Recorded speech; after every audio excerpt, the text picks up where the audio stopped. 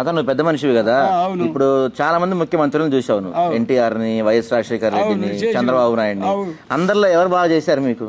మాకు ఈ వచ్చి నుంచి కేసీఆర్ కొంచెం నయం చేసిండు, రైతుకు సాయం అయ్యాడు, గొర్రెలు ఇప్పించిండు, అది ఇప్పించిండు, ఇది ఇప్పించిండు. ఆయన చేసిన పింఛనే వస్తున్నది. వీడు కాంగ్రెస్ గెలిచిన తెల్లారు 100 రోజులలోనే నీకు 4000 పింఛన్ ఇస్తా, నీ భార్య 60 ఏళ్ళు ఉంటే నీ భార్యకి ఇస్తాం, నీకు ఇస్తాం అంటే మేము ఎలక్షన్ వేయకముందు ఏమనుకున్నాం, అరే 4000 నాకు వస్తాయి, 4000 నా పిల్లడానికి వస్తాయి, కూర్చొని బతికినా నేను బతుకుతా అని ఆలోచన ఉండే. వాడు కేసీఆర్ ఇచ్చినంతనే ఇస్తున్నాడు. ఇప్పుడు పొలం ఉందా? పొలం ఉన్నది, 10 ఎకరాలు ఉన్నది. ఈ బంకగాడు ఏ ఎమ్మెల్యే వచ్చి నడపాలని అవసరం ఏం లేదు. రాత్రి బాగా కష్టం చేస్తున్నాం, బతుకుతున్నాం. రుణమాఫీ పడుతుంది, రైతు బంధు లేదు, రుణమాఫీ లేదు, ఏమీ లేదు. ఏం చేసినావా అంటే మా శాతగాని ముసల్దానికి కూడా పిరి బస్ అంటే నువ్వు ఊకోయ్యా ఇంటికాను, నేను పిరి బస్ పోయేస్తా అని హైదరాబాద్ దాకా తిరిగి వస్తున్నది. ఏం చేయాలి దాన్ని? అది పొద్దుదాకా ఏమైనా పని చేసి పొద్దుకి ఇంత సుక్క తెచ్చి నాకు ఆపుతుంది. ఏమే ఏడుకోయినా ముసల్దారా అంటే ఊకోయ్యా నీ ఖర్చు అయినా తెచ్చిన చూడు తాకపో పండుకో అంటున్నాడు. అట్లున్నది ఆడవాళ్ళు.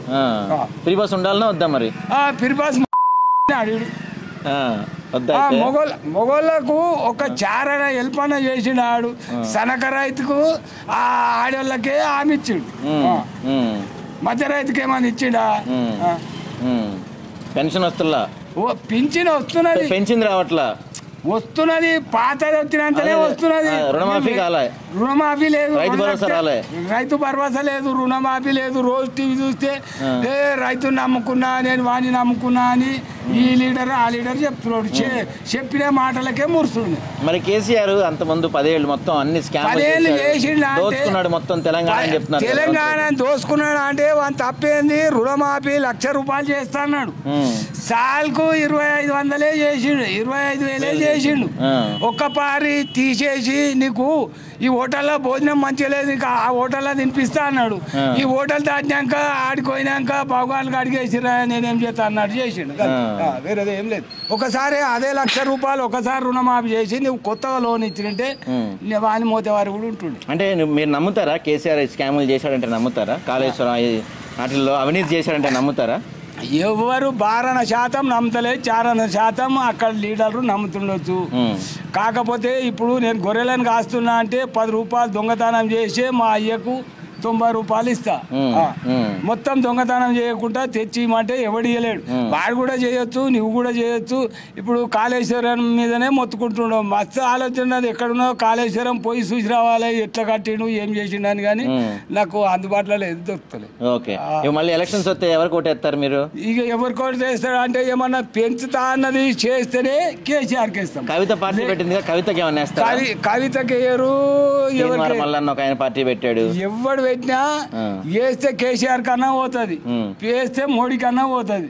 ఈ కాంగ్రెస్ ప్రభుత్వం కాళ్ళు మీదకి నెత్తి కిందికి చేసినా వానికే ఏరిగా.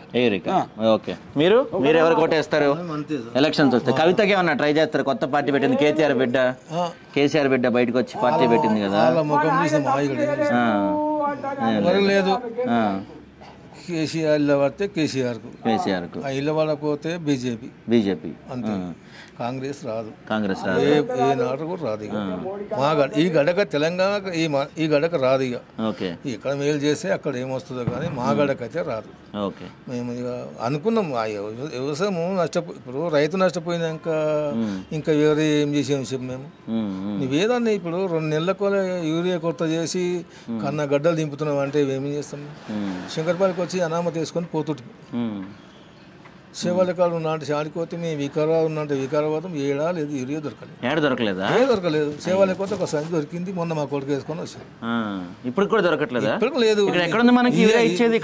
మాకు ఇదే మండలం. ఇక్కడ ఎక్కడ ఇస్తారు? ఇక్కడేనా? మాకు ఇదే మండలం. ఓకే, సరే తాత, అయితే మంచిది.